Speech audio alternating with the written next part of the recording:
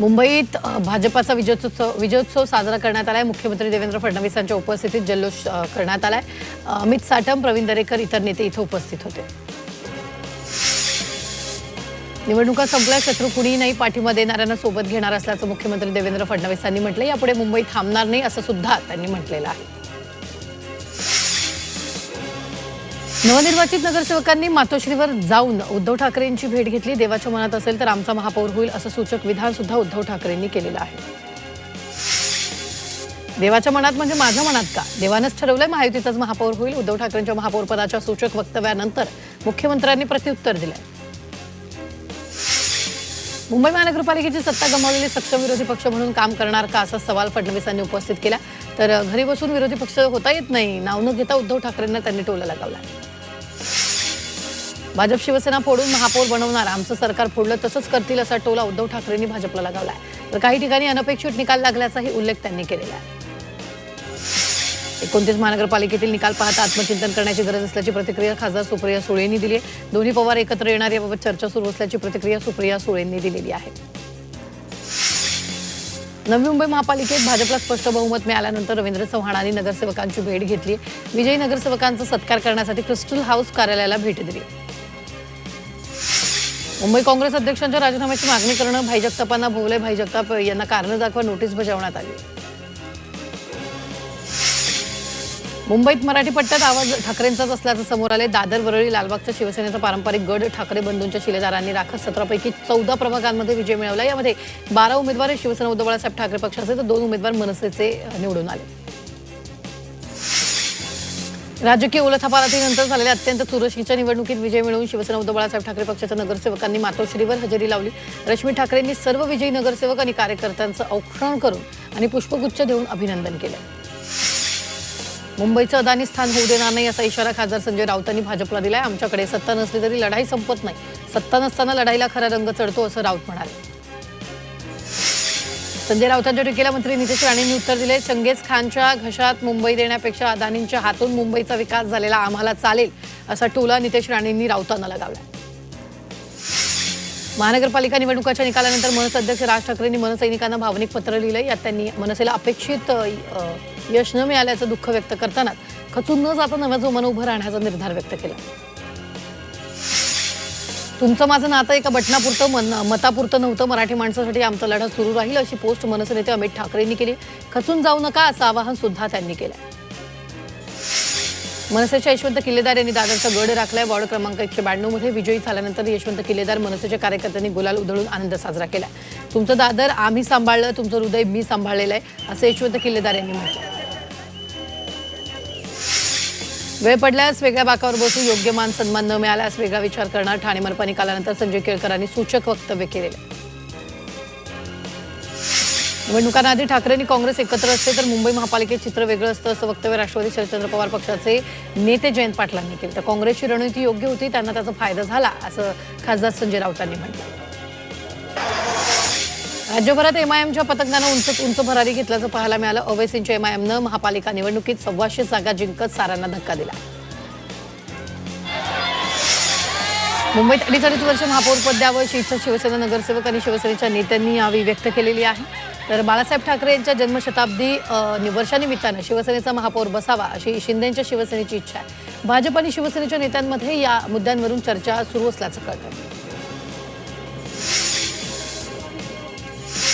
मुंबई महापालिका निवडणुकीत भाजपनं दमदार कामगिरी केली आहे। मुंबईत भाजपचा स्ट्राईक रेट आणि मतांची टक्केवारी यांमध्ये भाजप आघाडीवर आहे। भाजपचा स्ट्राईक रेट 66% इतका आहे, तर स्ट्राईक रेटमध्ये दुसऱ्या स्थानी शिवसेना उद्धव बाळासाहेब ठाकरे पक्ष आहे। मुंबई काँग्रेसच्या अध्यक्ष वर्षा गायकवाड यांनी यंदा उत्तर भारतीय समाजासाठी वेगळा जाहीरनामा प्रसिद्ध करत उत्तर भारतीय मतं मिळवण्याचा प्रयत्न केला। खरा पक्ष नेतृत्वाची ही खेळी सुद्धा यशस्वी ठरली नसल्याचं चित्र आहे। पक्षाला या मुंबई महानगरपालिका निवडणुकीत केवळ 24 जागाच जिंकता आल्या। पनवेल महापालिकेवर भाजपनं निर्विवाद विजय मिळवला। एकूण 78 जागांपैकी भाजपनं 56 जागांवर दणदणीत विजय मिळवला। तर शिवसेनेला 2, राष्ट्रवादीला 2 अशा महायुतीला 60 जागांवर विजय मिळाला। या निकालामुळे पनवेल महापालिकेत पुन्हा एकदा भाजपची निर्विवाद सत्ता प्रस्थापित झाली। नवी मुंबईत भाजप आणि शिवसेनेतील संघर्ष शिगेला पोहोचलाय. नेरूळमध्ये भाजप कार्यकर्त्यांनी रॅली दरम्यान शिवसेनेच्या पराभूत उमेदवारांचं कार्यालय फोडलं. अश्विनी माने यांच्या कार्यालयामध्ये घुसून त्यांच्या काका आणि भावाला मारहाण सुद्धा केल्याचा आरोप करण्यात आला. निवडणुकीचा निकाल लागताच मंत्री गणेश नाईक ऍक्शन मोडवर आले. नवी मुंबईत भाजपला घवघवीत यश मिळाल्यानंतर गणेश नाईकांनी 2 मोठे निर्णय घेतलेत. अनधिकृत टोले जंग इमारतीचं बांधकाम बंद करणार असल्याचं गणेश नाईकांनी जाहीर केलं. महापालिका निवडणूक निकालानंतर नवी मुंबईत पहिलाच राजकीय गुन्हा दाखल झालाय. नेरूळमध्ये भाजपच्या कार्यकर्त्यांनी शिवसेनेच्या पराभूत उमेदवार अश्विनी मानेंचं कार्यालय फोडलं. पुढील आठवड्यात मुंबईचा महापौर ठरणार असल्याची माहिती सूत्रांनी दिली आहे. आरक्षण सोडत निघाल्यावर महापौर ठरणार असल्याची माहिती समोर आली. महामुंबईत भाजपनं विजयी षटकार मारलाय. मुंबईसह नवी मुंबई केडीएमसी उल्हासनगरात भाजपनं बाजी मारली. मीरा भाईंदर पनवेलमध्ये भाजपनं एका हाती सत्ता आणली आहे. मुंबईत शिवसेनेच्या मदतीनं भाजपचा महापौर बसवण्याचा मार्ग मोकळा झालाय. केडीएमसीत ही महायुतीचा महापौर बसणार असल्याचं स्पष्ट झालं. बीएमसी सभागृहात निवडून आलेल्या एकूण नगरसेवकांपैकी सुमारे 60% महिला आहेत. महापालिकेत आता 135 महिला नगरसेवक असणार आहेत. गेल्या निवडणुकीपेक्षा यावेळी 6 महिला अधिक निवडून आलेल्या आहेत. 227 नगरसेवकांच्या पूर्ण सभागृहात 114 जागा महिलांसाठी राखीव होत्या. मुंबई जिंकल्यानंतर भाजपने ठाकरेंना डिवचले. महाराष्ट्राचा एकमेव धुरंधर आपलं देवेंद्र म्हणत भाजप युवा मोर्चाकडून शहरात बॅनरबाजी करण्यात आली. मुंबई युवा मोर्चाचे अध्यक्ष आणि नवनिर्वाचित नगरसेवक तेजिंदर तिवाना यांनी हे बॅनर लावले. कल्याण डोंबिवली महानगरपालिकेच्या निवडणुकीत महायुतीनं दणदणीत यश मिळवत 100 पेक्षा अधिक जागा जिंकल्यात. निकाल जाहीर होताच शिवसेना आणि भाजपकडून शहरात बॅनरबाजी करण्यात आली. या निकालानंतर दोन्ही पक्षांकडून सुरू असलेली बॅनरबाजी, श्रेयवाद आणि शक्ती प्रदर्शन सध्या शहरात चर्चेचा विषय. कल्याण पश्चिममधील शिवसेनेचे विजयी उमेदवार संकेश भोईर यांनी आदित्य ठाकरेंनी शुभेच्छा दिल्यात. पॅनल क्रमांक 6 मध्ये माजी महापौरासह दिग्गज नगरसेवक विरोधात उभे असताना शिवसेना ठाकरे पक्षाचा संपूर्ण पॅनल विजयी झाला. 2 ठाकरे बंधू एकत्र आल्यानंतर मुंबई महानगरपालिकेत शिवसेना ठाकरे पक्ष आणि मनसेची सत्ता येईल असं संजय राऊत सांगत होते, असं म्हणत मंत्री पंकज भोईर यांनी डिवचलंय. जनतेनं विकासाला निवडल्यामुळे भाजपची सत्ता आल्याचं भोईर यांनी म्हटलंय.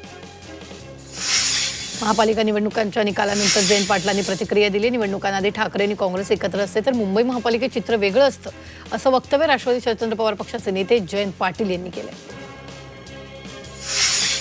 वांद्रे पूर्व विधानसभा मतदारसंघात ठाकरे गटाला चांगलं यश मिळाले. प्रभाग क्रमांक 93 मध्ये ठाकरे गटानं आपला गड राखलाय. ठाकरे गटाच्या रोहिणी कांबळे यांनी शिवसेना गटाच्या सुमित वजाळे यांचा पराभव केला. भिवंडीत कोणत्याच पक्षाला बहुमत प्राप्त झालं नसल्यानं कोणाची सत्ता येणार याकडे लक्ष लागले. पुन्हा एकदा कोणार्क विकास आघाडीचे माजी महापौर विलास पाटील आणि प्रतिभा पाटील हेच भिवंडी महानगरपालिकेवर आपली सत्ता प्रस्थापित करणार का, अशा चर्चा सुरू आहे. भिवंडी महानगरपालिकेच्या निवडणुकीत भाजपाचे उमेदवार श्याम अग्रवाल यांचा अवघ्या 21 मतांनी पराभव झाला. भाजपाचे निलेश चौधरी यांनी एक वरिष्ठ नेता यांनीच मला पराभूत केलं असल्याचा आरोप अग्रवाल करतात. मुंबई पालिका निवडणुकीत यंदा 53% मतदानाची नोंद झाली. सर्वाधिक मतदान भांडूप परिसरातील प्रभाग क्रमांक 164 मध्ये झाले. मतदार याद्यांमधील गोंधळामुळे मतदानाच्या टक्क्यावर परिणाम झाल्याचा अंदाज. शिक्षण मंत्री दादा भुसे यांनी भिवंडीतील छत्रपती शिवाजी महाराजांच्या मंदिराला सदिच्छा भेट दिली. निवडणुकीची आकडेवारी पाहता पदाधिकाऱ्यांसोबत बैठक करून वरिष्ठ पातळीवर पुढील निर्णय घेतला जाणार असल्याचं भुसेंनी सांगितलं.